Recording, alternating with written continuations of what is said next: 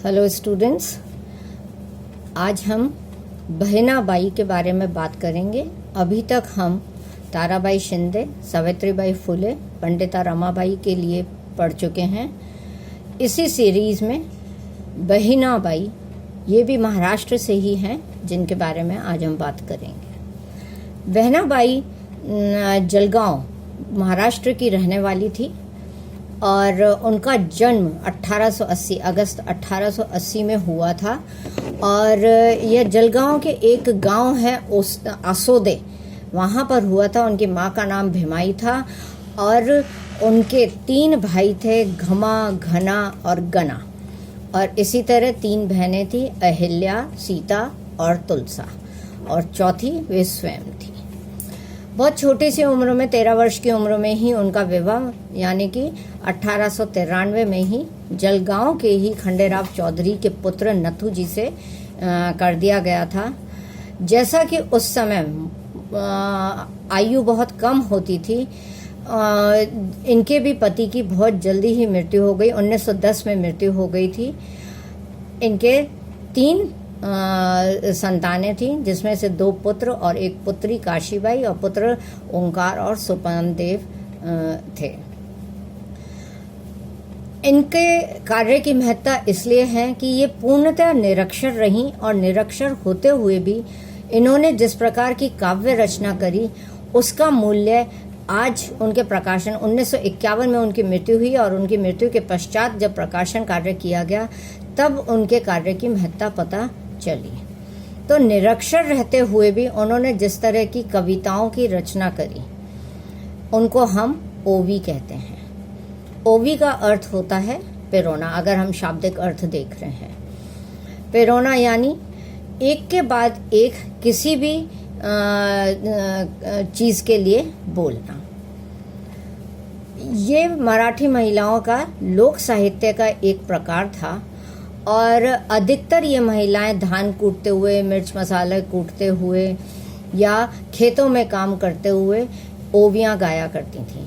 और क्योंकि ये कलेक्टिवली गाया करती थी, कोई अकेले भी गाता था। अगर मसाला कूटते हुए 4 औरतें हैं, तो एक औरत अगर कुछ बोल रही है तो उसी लय में दूसरी औरत आगे पूरा करती थी, तीसरी औरत उसी में बात आगे बढ़ाती थी। इस प्रकार से गा करके अपनी बात को कहने का ढंग को हम ओवी कहते हैं।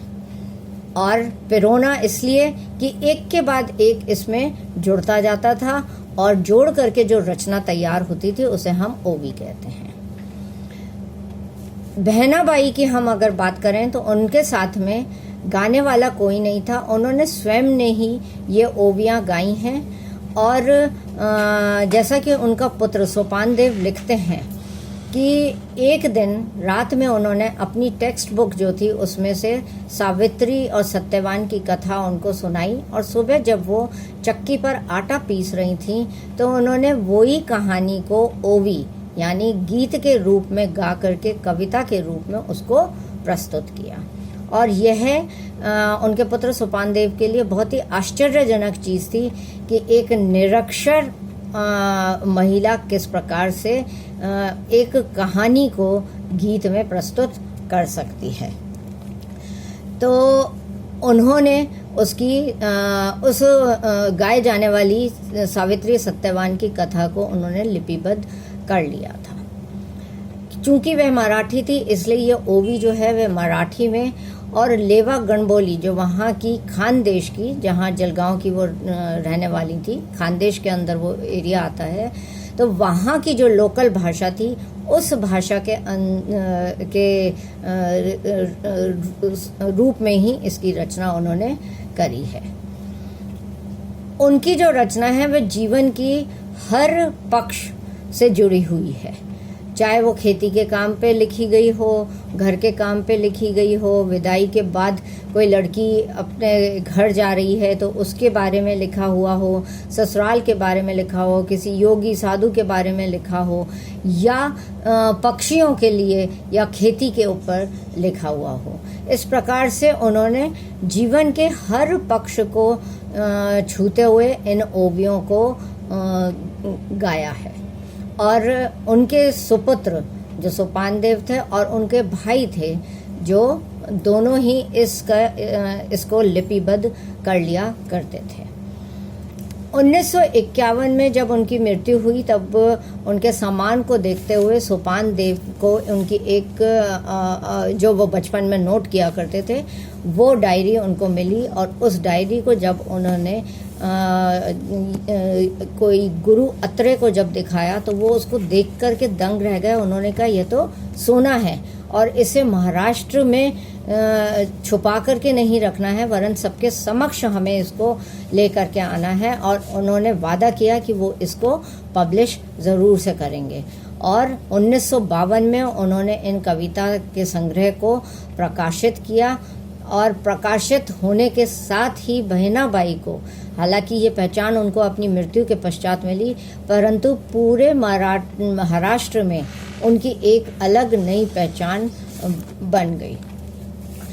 इस प्रकार से जो कविताएं उनकी प्रकाशित हुई थी उन कविताओं में उन्होंने जो लिखा था वह जीवन के हर पक्ष को लेते हुए उसको कैटेगरी वाइज बांट दिया गया है और फिर इसका प्रकाशन किया गया है।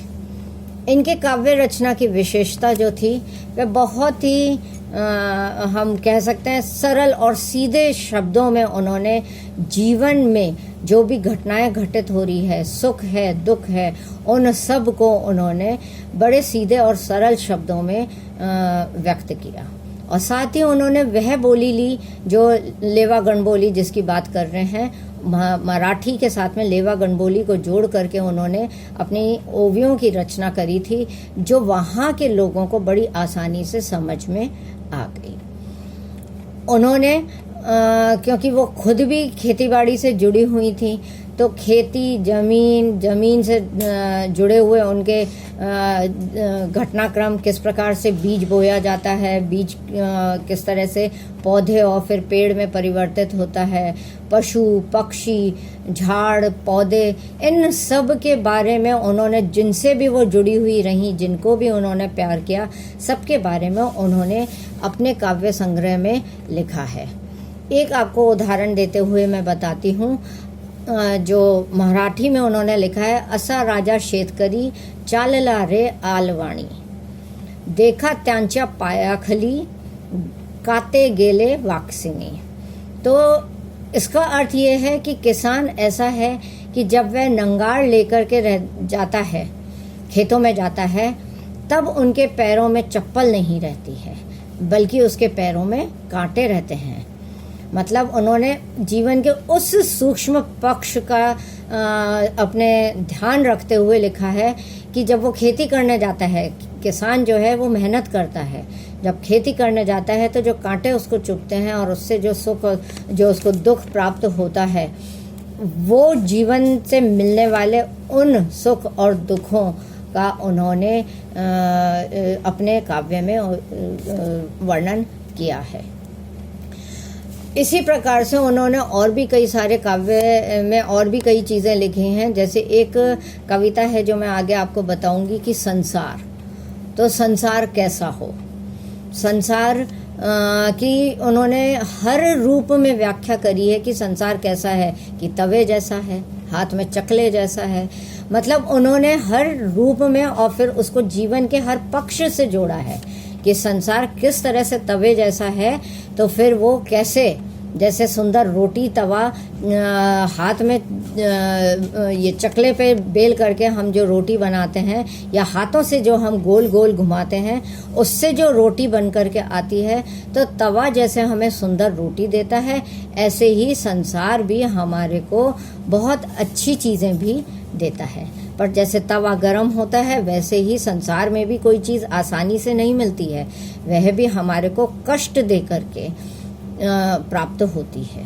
तो ये मैं आगे उनके विषय जब बताऊंगी उसमें इसको मैं डील करूंगी। इसी तरह से उनके कविता के जो विषय हैं वो अलग अलग तरह के रहे हैं। उनकी कविताओं के विषय हैं पीहर यानी मायका जिसे आप कहते हैं, संसार, खेती, खेती की सामग्री, उनका कामकाज, कृषि जीवन के उन्होंने बहुत सारे पक्ष लिए हैं। योगी और ससुराल में रहने वाली औरत, मन क्या है और कैसा है, इन सब के बारे में उन्होंने लिखा है। साथ ही उन्होंने त्योहारों से संबंधित भी पक्ष लिए हैं, जिसमें उन्होंने गुड़ी पड़वा जो वहाँ का त्यौहार है उस पे उन्होंने लिखा है। उन्होंने और त्योहारों के, पोला है वहाँ का लोकल त्यौहार, उसके बारे में उन्होंने लिखा है। इस प्रकार त्योहारों का भी समावेश करा है, जो कि जीवन का बहुत ही आवश्यक अंग होते थे, और उनसे चूंकि उत्सव आता था और जीवन में रंग आता था, इसलिए उन्होंने उसको भी अपने जीवन काव्य में समाहित किया है। इसके अतिरिक्त उन्होंने जीवन में भगवान किस प्रकार से उपस्थित रहता है, सूरज, हवा, पानी, आकाश, और इन सब चीज़ों में ईश्वर कहाँ है, उसका अस्तित्व कैसा है, इन सब को उन्होंने अपनी कविताओं में लिया है और कविताओं से उन्होंने जोड़ा है। अपनी जो कविताएं उन्होंने मुख्य रूप से जो ली हैं उसमें है, मैं उनके नाम आपको मराठी में बता रही हूँ, जिसको बाद में मैं हिंदी में भी बताऊंगी। अरे खोप्या माधी खोपा, अरे संसार संसार, धारित्रच्या कुशीमिधे, बिना कांपी शिनम उले, मन वडाल वडाल, माझी माय सरस्वती। इस प्रकार से उन्होंने ऐसी कई कविताएं लिखी हैं जो मनुष्य से जुड़ी हुई हैं, मनुष्य के जन्म से जुड़ी हुई हैं, उसके जीवन से जुड़ी हुई है, मृत्यु किस प्रकार से आती है और मृत्यु से कैसा उस समय महसूस होता है, मनुष्य अपना जीवन कैसे व्यतीत करता है, पेट भरने के लिए वह किस तरह से कार्य करता है, कैसे मेहनत करके, कठिनाइयों का सामना करके वह कैसे अपने लक्ष्य को प्राप्त करता है, यानी खेती किस प्रकार से पूर्ण होती है। इस तरह से उन्होंने विभिन्न विषयों को अपनी कविताओं में जोड़ा। एक कविता मैं आपको बता रही हूँ जो मैं आपको उस समय बताना चाह रही थी, संसार। अरे संसार कैसा है, मैं आपको हिंदी में बता रही हूँ। उन्होंने जैसा लिखा है, तवे जैसा हाथ में चक्का लगेगा तब तवा सुंदर रोटी देगा, यानी संसार में आसानी से कुछ भी नहीं मिलता है। संसार कैसा है, मंदिर के कलश के जैसा है, और वो कहते हैं कि मंदिर के कलश को कभी भी लोटा या लोटी नहीं बोलना है। संसार में फूटना रोना यही है, इसको हमें मजबूरी नहीं समझना चाहिए, क्योंकि वो कहती है संसार तो गले का हार है, और गले का हार है तो कभी तो वो टूटेगा और कभी हम उसको पिरो करके पहनेंगे। फिर आगे वो कहती है संसार कुछ मीठा है और कुछ कड़वा है। तो वो कहते हैं कि संसार में हर चीज़ जो होती है वो आसानी से नहीं मिलती है। आपको ख़राब एक्सपीरियंस भी मिलते हैं तो अच्छे एक्सपीरियंस भी मिलते हैं। संसार कच्ची कैरी जैसा है, जैसी लौंजी बनती है उसके जैसा है, जिसमें हमारे को बहुत सारी चीज़ें मिलानी पड़ती हैं। कच्ची कैरी से लौंजी जो बनती है वह आपको तैयार नहीं मिलती है। उसको लौंजी बनाने के लिए हमें उसमें मसाले मिलाने पड़ते हैं, तेल मिलाना पड़ता है, उसमें गुड़ डालना पड़ता है। तो कैरी जैसी खट्टी कड़वी भी होती है और गुड़ मिला करके जैसा मीठा हो जाता है, और बहुत सारी चीज़ें हम मसाले छौंक के देते हैं, उन सब से मिला करके जो लौंजी तैयार होती है। संसार भी वैसा ही है। संसार में हमें बहुत सारी चीज़ों के अनुभव मिलते हैं, तरह तरह के लोग यहाँ पर मिलते हैं, हमें तरह तरह की चीज़ों का सामना करना पड़ता है, और फिर उससे जाकर के हम कुछ सीखते हैं, और संसार हमें कुछ सिखाता है, हम संसार से सीखते हैं। तो इस प्रकार से संसार कच्ची कैरी की लौंजी जैसा है। फिर संसार सेंग की फली जैसा है। ऊपर से तो वो कठोर होती है, मगर अंदर से वो सॉफ्ट होती है, चिकनी होती है। तो वो कहते हैं कि संसार नदी के पत्थर जैसा चिकना है। नदी जब लगातार बहती जाती है तो उसके अंदर नदी में जो पत्थर पड़े होते हैं, आपने ज़रूर से महसूस किया होगा कि वे चिकने हो जाते हैं। तो जब हम संसार में रह रहे हैं, संसार में हम रमते जाएंगे, संसार में हम जीना सीख लेंगे, तो संसार कैसा हो जाएगा, एक चिकना, स्मूथ हो जाएगा, और हम संसार को आराम से अनुभव कर सकते हैं। फिर आगे वो कहती हैं संसार दो जीव को सुधारने का है। कैसे? कभी संसार सुख को नकारता है और कभी संसार दुख को, कभी नकद जैसा और कभी उधार जैसा। तो दो जीव कैसे हैं? या तो नकद है या उधार है, या फिर कभी सुख है तो कभी दुख है। हमें संसार को जैसा है वैसा ही एक्सेप्ट करना पड़ेगा। तो उन्होंने संसार की व्याख्या कैसे करी है? हर रूप से करी है। फिर वो कहते हैं कि संसार तो जादूगर है, कभी वो जान से प्यारा है, कभी उसी पे हमारा सारा दारोमदार है। तो वो कहती हैं कि संसार अब जादूगर की तरह है कि जादूगर जैसे जादू दिखाता है, कभी वो चीज़ को गायब कर देता है, कभी चीज़ हमारे सामने रहती है। तो संसार में हमारे को हर चीज़ जो दिखती है उससे हमें प्यार भी होता है और हम उस पर निर्भर भी करते हैं। तो इसलिए संसार कैसा है? संसार जादूगर के समान है। फिर वो कहती हैं कि संसार ईश्वर का विचार है, उनका ध्यान करना, जय जयकार करना और उनके साथ में समय बिताना, यही जीने का आधार है। तो संसार की व्याख्या उन्होंने हर तरह से करी कि संसार किस प्रकार से होता है।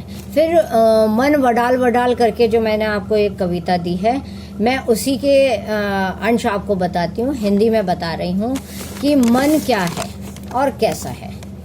वो कहता है कि मन, उन्होंने जो व्याख्या करी है कि मन चंचल है, मन इधर उधर दौड़ता है, वो एक जगह टिकता नहीं है। जैसे खेतों में बैल इधर से उधर दौड़ता है, उसको कितना भी निकालो, उसको किसी भी तरह से खेत से बाहर निकालने की कोशिश करो, पर वो खेत में ही दौड़ता रहता है, वहीं भागता रहता है, क्योंकि उसको हरी हरी घास चारा खाने को मिल रहा है।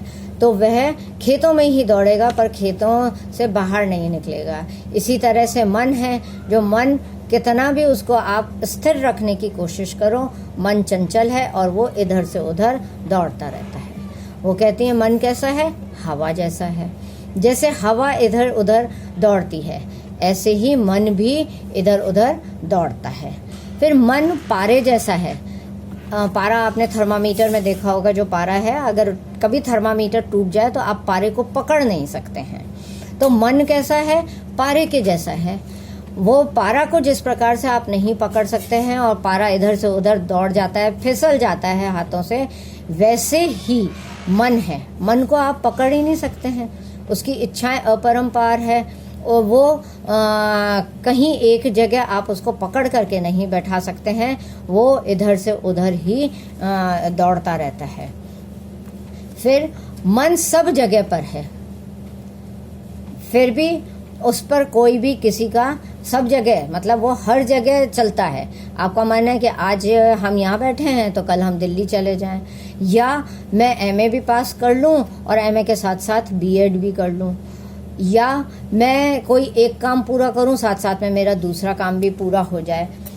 तो वो कहते हैं कि मन जो है वो सब जगह पर रहता है, फिर भी उस पर किसी भी प्रकार का कोई मंत्र नहीं चलता है कि हम यह कोशिश करें कि उसको कंट्रोल कर लें, कि कोई हम उस पर हम कोई चीज़ का जादू कर दें, हम उस पर कोई मंत्र पढ़वा दें और उसको हम टिका दें। तो वह कहती हैं कि उस पर किसी भी तरह का कोई भी मंत्र भी नहीं चलता है। वो कहती है इस मन से अच्छे तो सांप और बिच्छू है, उसको जैसे भी हो हम पकड़ तो लेते हैं, पर मन ऐसा है कि हम उसको पकड़ ही नहीं पाते हैं। तो इस तरह से उन्होंने संसार की व्याख्या करी, मन की व्याख्या करी। इसी तरह से उन्होंने पौधे के लिए बहुत अच्छा बताया है कि खेत किस प्रकार से खेती होती है और पौधा किस प्रकार से बीज हम लगाते हैं, पौधा बड़ा होता है और बड़े होकर के फिर वो कैसे निकलता है, कैसे वो बड़ा होता है।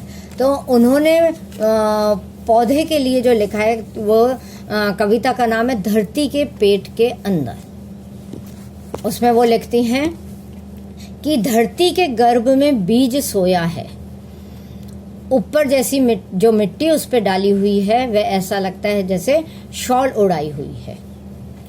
गर्भ से फिर वो अंकुरित होता है, देखकर ऐसे लगता है जैसे कोई अंकुरित होकर के जो दाने निकल जाते हैं, ऊपर बाल जो निकलते हैं, छोटी छोटी पत्तियां जो निकलती हैं, तो वो कहते हैं उसको देख करके ऐसा लगता है जैसे बाल खड़े हो गए हों।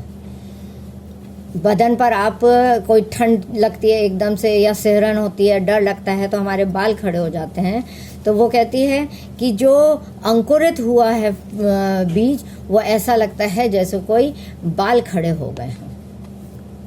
फिर जब वो और बड़ा होता है और उसके 2 पत्ते जब खिलते हैं, आप देखेंगे कि एक डंडी आगे बढ़ती है और 2 पत्ते निकल करके आते हैं, तो वो कहते हैं कि वो 2 पत्ते ऐसे लगते हैं जैसे कि किसी ने हाथ जोड़े हैं, कि वो हाथ जोड़ करके दोनों पत्ते इस तरह से खड़े हुए हैं। जब पत्ते दूर दूर हो जाते हैं तो ऐसा लगता है कि जैसे 2 पत्ते मिलकर के भगवान के भजन गा रहे हैं और भजन के लिए वो ताली बजा रहे हैं। तो 2 पत्तों का उन्होंने जो जिक्र किया है, वो उन्होंने बताया है कि कैसे पत्ते जब एक साथ होते हैं तो हाथ जोड़े लगते हैं, अलग थोड़े से हो जाते हैं तो वो ताली बजाते हुए लगते हैं। इसी तरह से वो कहती हैं कि जब 2 पत्ते अलग से नजर आते हैं तो ऐसा लगता है कि वे जैसे भगवान से कुछ मना रहे हों। तो वो खेती के उससे कहती हैं कि हम भगवान से यह पूजा करते हैं, यह मनाते हैं कि सबको धान मिले, सबके यहाँ अच्छी फसल हो। फिर जब पौधे बड़े हो जाते हैं और बाहर आने लगते हैं, जब पौधे थोड़े से बड़े होते हैं और उस पर बहुत सारे पत्ते आ जाते हैं, बाहर सी छा जाती है, तो वो कहते हैं कि पौधे जो आसपास वहाँ पे खेत में खड़े हुए हैं, वो पहले जब छोटी छोटी पौध होती हैं तो वो बहुत दूर दूर नज़र आती हैं, पर जब वो पास पास हो जाती हैं तो वो ऐसे लगता है कि जैसे कोई एक सीध में सारे पौधे मिल गए हैं और वो खूब बड़े बड़े थिकनेस उनमें आ गई है, मोटे हो गए हैं, हवा से वो हिल रहे हैं, तो वो हिलने में उसकी हमारे को थिकनेस नज़र आती है। फिर वो कहते हैं कि जब पौधे और बड़े होते हैं, उसमें जब फल आने लगता है, दाने उसमें जब भर जाते हैं, तो ऐसा लगता है कि जैसे कोई गाड़ी भर करके आई है, यानी कोई गाड़ी में हर कोई सामान भर करके आया है, ऐसी भरे हुए वो दाने लगते हैं। तो वो कहती है कि उनको देख करके मेरा जी बहुत खुश हो जाता है, मेरा सारा दुख और दर्द उड़ जाता है। वो कहते हैं कि देव भी, भगवान भी बड़े अजीब हैं, वो कहाँ से क्या और क्या से क्या कर डालते हैं। वो कहती हैं कि कहाँ तो बीज जमीन के अंदर शॉल में ओढ़ा पड़ा रहता है और कहाँ हमें